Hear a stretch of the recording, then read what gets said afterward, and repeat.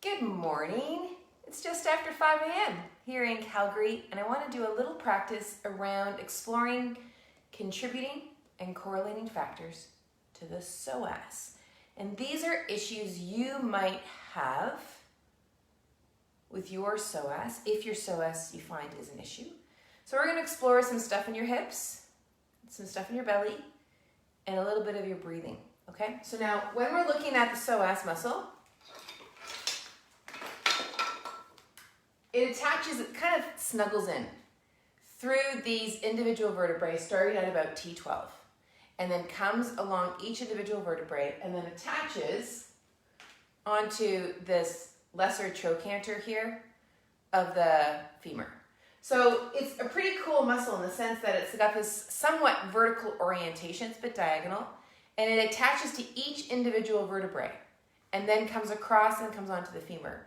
So it's transferring load from the upper body to the lower body to the upper body. So it becomes a really interesting muscle to explore, particularly when people have issues around it. And even more so when they have issues, they can focus so much on the psoas itself. When we can actually get into some hip work and some breath work, it can start to give a little bit of space in through the abdomen, and then you can start to experience your psoas in a little bit of a different way, okay? So this is a short series, 4 or 5 movements, and we're gonna start with a chair, okay? Now I just wanna emphasize, this isn't the psoas sequence. This is one of a number of ways of exploring this area of your body, so I just don't want you to have that expectation. What I want you to have is a curiosity for how you move, okay? So we're going to start with our legs up on a chair, right? So here's my chair here. I'm going to actually slide it back a little bit.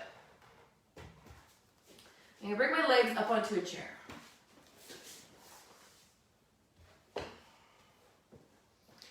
And we like to call this position, this is generally called a constructive rest type of position. And I want you to imagine your leg bones are like wooden telephone poles, and your pelvis is like mud, and your wooden telephone poles are sinking into the mud. And see if you can just allow a little bit of weight settling into your pelvis.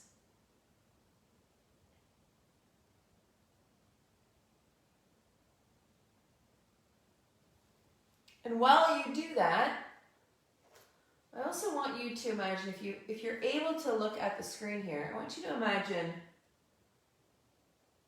this little guy here and how it expands and then it gets smaller again. How it expands and gets smaller. So you stay where you are. Let me show this to you here a little bit closer. So it's expanding and it's coming back together. So I want you to think about this from in terms of your breathing. So allowing your breath to be expansive and then coming back to center. So this is the inhale and this is the exhale. Yeah? This is the inhale. And can you allow your breath to be in this easy way? Now it might not be, you might be actually feeling quite limited. But just notice what it is. And as your legs settle in, notice what happens in your abdomen area, through your spine and your rib cage and your pelvis and your pelvic floor.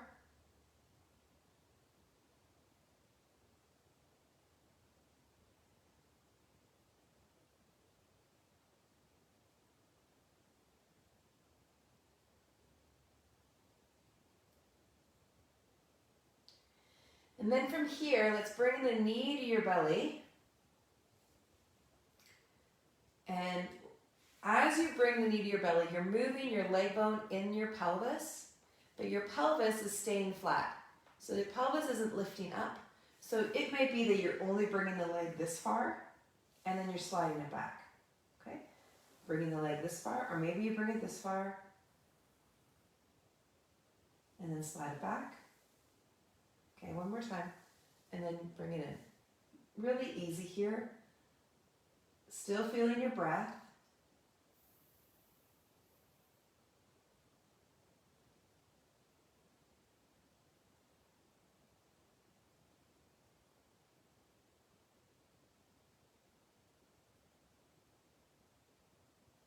And then bring your leg back and just rest that on the chair again. And then bring the other leg in. And then let it come out. And just you move in the range where you can really feel this leg bone moving in your hip socket. And you can see I've got my hands on top of my shin. You can also have your hands around your thigh. And letting the weight of that leg settle in.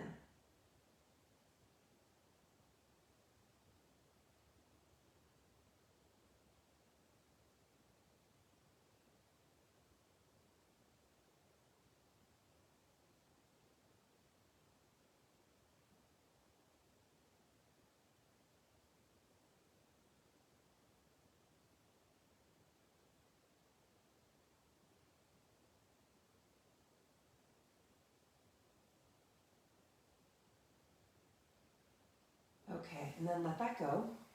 All right, and then come off of your chair. And then we're going to move the chair slightly away. At least I will. I'll move it off of the camera angle. All right, now I'd like you to come onto your back again. And this time, we're just going to move the legs into butterfly. So this isn't Baddha Konasana, where Baddha Konasana you bring your feet together and you let your legs fall out. What I want you to do more is wherever your feet are placed, you're going to just let your legs fall out at your hip joint, and you're going to come onto the outside edges of your feet. And then you're going to come back.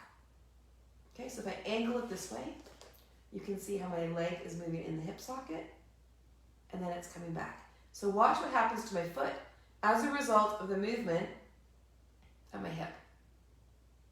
Yeah, okay. So that's the idea.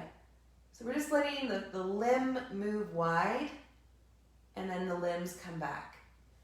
And then place your hands on your abdomen for a moment. And can you let your abdomen be like 5% more at ease?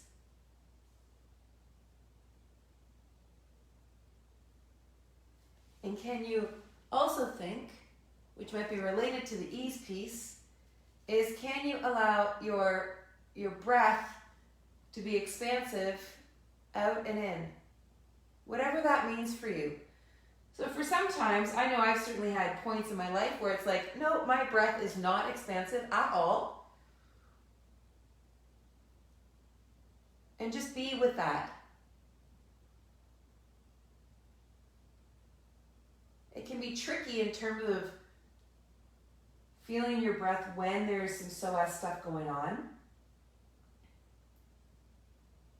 So simply do your best. And this idea of being 5% more at ease or 5% more comfortable while you move, which might mean you need to move less, or you might need to move more slowly. Okay, so now we're going to come back to the leg bone motion. Same leg bone motion. We're going to bring it up. You can take your hands around the knee or underneath the thigh. Okay. Now watch what I'm going to do here. I'm going to keep my hands where they are, whether it's here or here. And now without moving my pelvis or my knee, I'm going to push my leg up into my hands.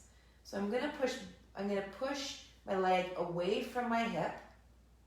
So I'm going to be extending my hip. So if I didn't have my hands, it would look like this. So my angle of my knee is the same. My pelvis placement is the same. But I've got my hands either around my knee or under my thigh, and that's providing a bit of resistance, and I'm pushing my leg away into my hands. And then I'm relaxing. Now, what I want you to try not to do is to press your pelvis into the floor. All this is a movement of your leg bone away from your hip. And your hands are here as resistance as you press that leg away. We're not being a power lifter. We're not being We're not trying to kick a wall down. We're just pressing that leg into our hands. The back's not extending. This is just a leg bow motion in the hip socket. Okay, good. And then bring that down. And just take a moment and notice if there's a difference left and right. And then bring the other leg up.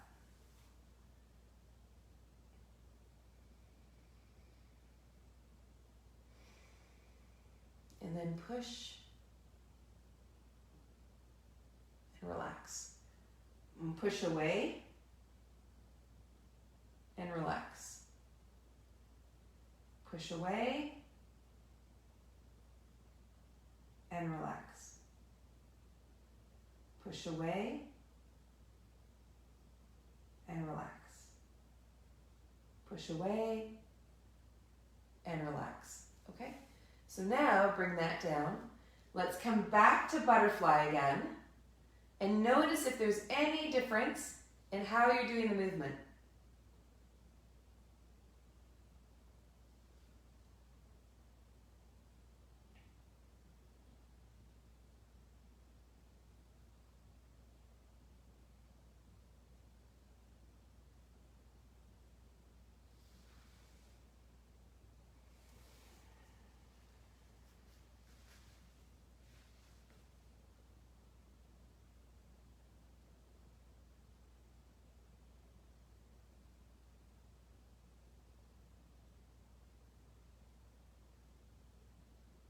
Okay, lovely.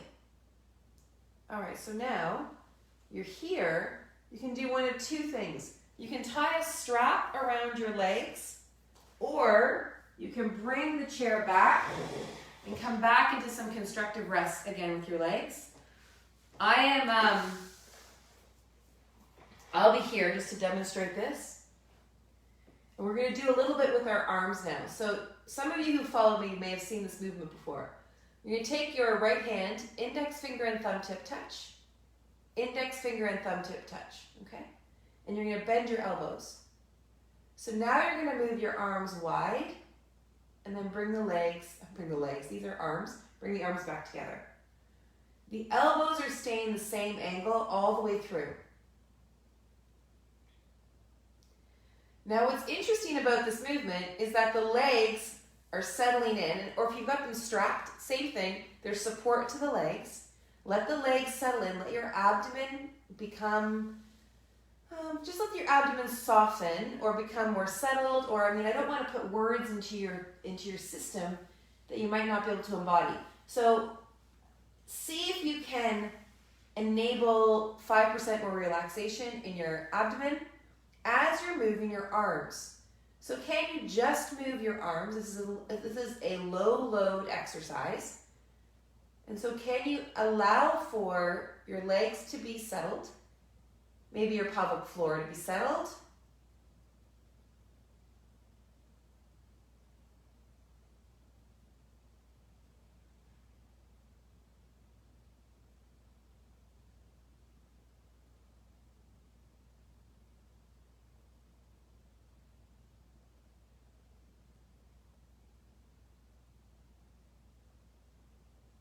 Good.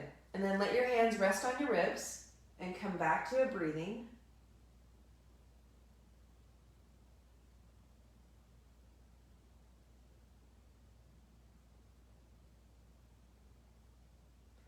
And now take your thumb tips together, touch them.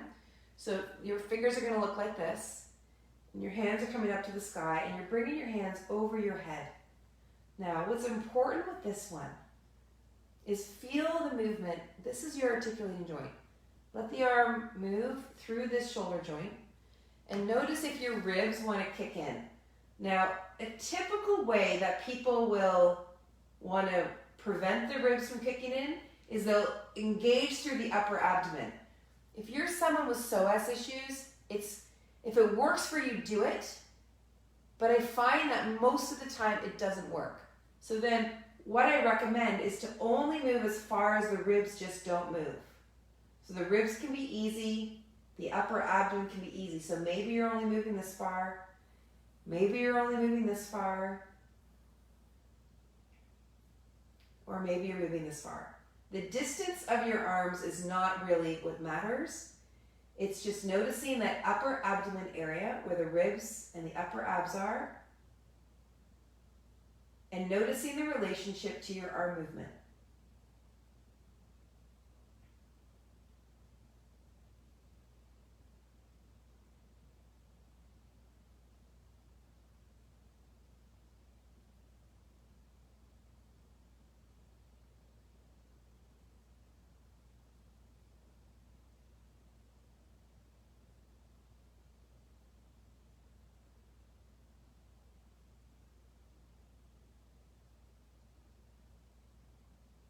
Good. Okay, now bringing your hands back to your abdomen again.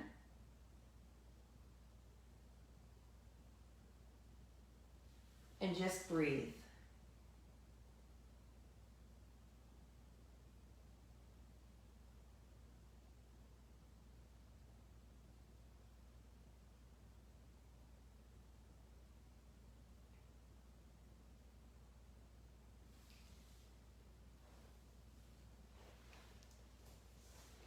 And then when you're ready, you can slowly begin to move. I'm here, just coming up into sitting, just to say a few things. You can lie and stay lying on the lying back position for as long as you would like. Something that I love to tell clientele, that I love to teach my clients, is that their symptoms are not a sign that they're breaking down. That their symptoms are an indicator of something being up. And when we can pay attention to the symptoms and become curious about their expression and what else is contributing to what's going on, we can make a lot of gain. Your psoas may be an issue. And I want you to know that where the pain is not always the problem. It's an expression of a problem. So it's very, very important. Don't misinterpret me. It's very important. And when you start to recognize those correlating pieces that are contributing to that expression, and you begin to unwind those and see how it's all this big web, this tensegrity type of structure, that's when you really start to make some amazing gains. So I'll leave you with that and whatever awareness is that you've grown today through this short practice. And if you want to explore this further and explore your own psoas further, understanding more of the anatomy and mechanics around all of these correlating factors, things that contribute to why your psoas feels the way it is, I'm running an online course for 2 hours specifically on the psoas. And I'll place the link up in the main subject box once this is over so you can access that page. Okay? We will see you tomorrow. Take good care of this area and all those other areas contributing to this lovely psoas. See you tomorrow.